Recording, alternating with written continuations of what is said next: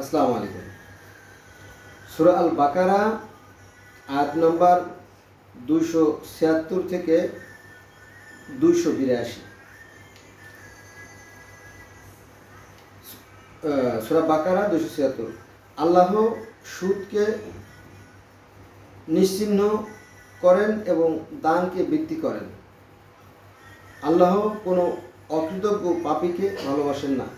যা অকৃতজ্ঞ তাদেরকে আল্লাহ ভালোবাসেন না। সূরা আল বাকারা আয়াত নম্বর 277। এখানে বলা হয়েছে, যারা বিশ্বাস করে এবং সৎ কাজ করে, নামাজ যথাযথ পড়ে এবং জাকাত দেয়, তাদের পুরস্কার তাদের রবের নিকট আছে। তাদের কোনো ভয় নেই, তারা দুঃখও পাবে না। এবার সূরা আল বাকারা আয়াত নম্বর 278। এখানে বলা হয়েছে, হে বিশ্বাসীগণ, তোমরা আল্লাহকে ভয় করো এবং সুদের যা বকে আছে তা ছেড়ে দাও, যদি তোমরা বিশ্বাসী হয়ে থাকো। এবার সূরা আল বাকারা আয়াত নম্বর 279। এখানে বলা হয়েছে, যদি তোমরা না ছাড়ো, অর্থাৎ সুদ যদি না ছেড়ে দাও, তবে তা আল্লাহ ও তার রাসূলের সাথে যুদ্ধ করার শামিল। কিন্তু যদি তওবা করো, তবে মূলধন তোমাদেরই। তোমরা অত্যাচার করো না আর অত্যাচারিত হয়েও না। মানে আমরা একটা কথা বলি, গ্রামে একটা প্রবাদ আছে যে, অন্যায় যে করে আর অন্যায় যে সহে তবে ঘৃণা যেন তৃণ সমত হয়। যে অন্যায় করা এবং অন্যায়ের প্রশ্রয় দেওয়া সমান অপরাধে অপরাধী। একজন লোক অন্যায় করতেছে, আপনি যদি তার সাপোর্ট দেন, তাহলে ওই যে অন্যায়কারী, সেই অন্যায়ের ভাগীদার আপনিও সমান ভাগ পাবেন। আমরা গ্রামে একটা প্রবাদ বলি যে, মাছ মারার যে ভাগ, খালয় ধরার সেই ভাগ। এরকম থেকে বিষয়টা। তো সেই কথায় বলা হয়েছে, তোমরা অত্যাচার করো না এবং অত্যাচারিত হয়ে না, মানে ওই অন্যায়কে সহ্য করো না। এটা আছে সূরা আল বাকারা আয়াত নম্বর 279। এবার আমি আলোচনা করব সূরা আল বাকারা আয়াত নম্বর 280। এখানে বলা হয়েছে যে, যদি অভাবী হয় তবে তাকে সচ্ছল হওয়া পর্যন্ত অবকাশ দাও। যদি ঋণ ক্ষমা করে দাও, তবে তা তোমাদের জন্য আরও উত্তম, যদি তোমরা তা জানতে। কোনো মানুষ যদি বিপদগ্রস্ত হয়, তাহলে তাকে সবাই মিলে সহযোগ করতে হবে, যাতে সে সচ্ছল হয়, সেই বিষয়ে বলা হয়েছে। সূরা আল বাকারা আয়াত নম্বর 281। এখানে বলা হয়েছে, আর তোমরা সেই দিনকে ভয় করো। সেই দিন বলতে বুঝছেন, সেই দিন বলতে সেই কিয়ামতের দিনকে ইঙ্গিত করে। আর তোমরা সেই দিনকে ভয় করো, যেদিন তোমরা আল্লাহর কাছে ফিরে যাবে, অতঃপর প্রত্যেককে তার কর্মের ফল পূর্ণভাবে প্রদান করা হবে, আর তাদের প্রতি কোনো অন্যায় করা হবে না। মানে মালিক ইয়াউমিদ্দিন, মানে প্রতিদান দিবসের আর কি। প্রতিদান দিবসে আল্লাহ পাক সূক্ষ্ম বিচার করবেন এবং যে যা করবে তার প্রতিদান তাকে দেওয়া হবে, এটা আর কি।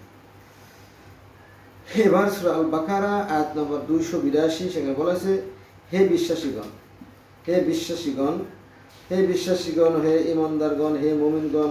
মুমিন তো তারাই, তাই না, যারা ইসলামের সুশীতল ছায়াতলে সমবেত হবে, তাদেরকে বলা হয়েছে যে, যখন পরস্পর ঋণে ব্যবসা করবে, তখন তা লিখে রেখো, এবং তোমাদের মধ্যে কোনো লেখক যেন ন্যায্যভাবে লিখে দেয়। কোনো লেখক যেন লিখতে অস্বীকার না করে, যেহেতু আল্লাহ তাকে শিক্ষা দিয়েছেন, সুতরাং সে যেন লিখে, এবং ঋণ গ্রহীতা যেন লেখার বিষয়বস্তু বলে দেয় এবং তার রব আল্লাহকে ভয় করে। মানে আমরা এখানে বলা হয়েছে যে, যদি কেউ লেনদেন করে সেটা যেন লিখে রাখে। আর যদি যে লোকটা পড়তে জানে না, কি লিখলো, সেই জিনিসটা যদি পড়ে শোনায়, হ্যাঁ, যে এই বিষয়টা লেখা হয়েছে, ঠিক আছে। যে পড়তে জানো না, সে তো আর বুঝলো না কি লিখছে, তাকে একবার পড়ে শোনাতে হবে যে, এত আপনি এই জমির পরিবর্তে এত টাকা নিলেন, তাই না, এতদিন যিনি টাকা দিয়েছে সে আপনার জমিটা খাবে, এরপরে যখন আপনার টাকাটা পরিশোধ হয়ে যাবে, তখন কি আবার জমিটা আপনি ফেরত পাবেন এবং কাগজটা ছিঁড়ে ফেলবেন, এরকম দিয়ে না একটা শর্ত হয় আর কি। তো সেই কিন্তু বলা হয়েছে যে, যিনি পড়তে জানেন না তাকে শোনাই দিতে হবে যে এই কথা আমরা লিখছি, আর যিনি লেখক তিনি যেন সৎভাবে লেখে। আর যদি না লেখে তাহলে তারও খবর আছে, কবে? কিয়ামতের দিন। এবার তো আর কেউ বাধা দেবে না, তাই না? আচ্ছা, এবং কিছু যেন কম না লেখায়, কমও না আবার বেশিও না, যা তাই জানি লেখে। কিন্তু ঋণ গ্রহীতা যদি নির্বোধ অথবা দুর্বল বা লেখার বিষয় বলে দিতে না পারে, তবে যেন তার অভিভাবক ন্যায্যভাবে লেখার বিষয়বস্তু বলে দেয় এবং তোমাদের পছন্দ মতো 2জন পুরুষ সাক্ষী রাখে। আর যদি 2জন পুরুষ না থাকে তবে একজন পুরুষ ও 2জন সাক্ষী রাখবে। মানে আমরা যখন কোনো টাকা পয়সার লেনদেন করব বা কোনো জমি জমা বা অন্য কোনো কিছু যখন আমরা লেনদেন করব, তখন সেটা জানি সাক্ষীর মাধ্যমে এবং লেখার মাধ্যমে। লেখাটা সবচেয়ে গুরুত্বপূর্ণ, আর সাক্ষীও যেন থাকে। তাহলে জিনিসটা কেমন হবে? তাহলে আর ভবিষ্যতে তাদের মধ্যে কলহ, বিবাদ বা দ্বন্দ্ব হওয়ার সম্ভাবনা থাকবে না। খুবই সুন্দর বিষয়, তাই না? এটা কি? আচ্ছা, এবার আছে স্ত্রীলোকদের মধ্যে একজন ভুল করলে তাদের অপরজন স্মরণ করিয়ে দেবে। সাক্ষীগণকে যখন ডাকা হবে তখন যেন তারা অস্বীকার না করে, আর দেনা কম হোক বা বেশি হোক, মেয়াদ নির্দিষ্ট সময় মতো লিখতে তোমরা বিরক্ত হও না। আল্লাহর নিকট এই ন্যায্য তর ও প্রমাণের জন্য দৃঢ়তার এবং তোমাদের মধ্যে কোনো সন্দেহ উদ্বেগ হওয়ার নিকটতর কিছু। তোমরা পরস্পরকে ব্যবসার নগদ আদান প্রদান করো, তা তোমরা লিখে রাখলে কোনো দোষ নেই।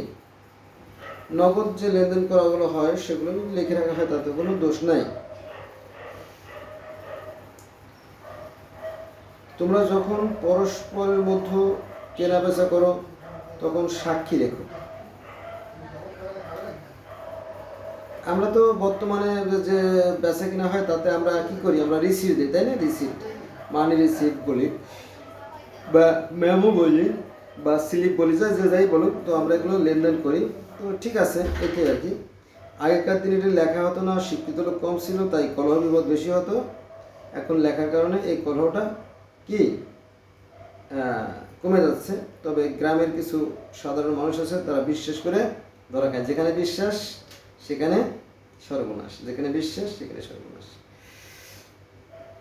এই জন্য কোরআন মানে আপনাকে সতর্ক করে দিছে, লেখক এবং সাক্ষী যেন ক্ষতিগ্রস্ত না হয়। যদি তোমরা ক্ষতিগ্রস্ত করো তবে এরূপ করা তোমাদের জন্য পাপ। তোমরা আল্লাহকে ভয় করো, বস্তুত আল্লাহ তোমাদের শিক্ষা দেন। আল্লাহ সকল বিষয়ে সর্বশেষ পরিজ্ঞাত।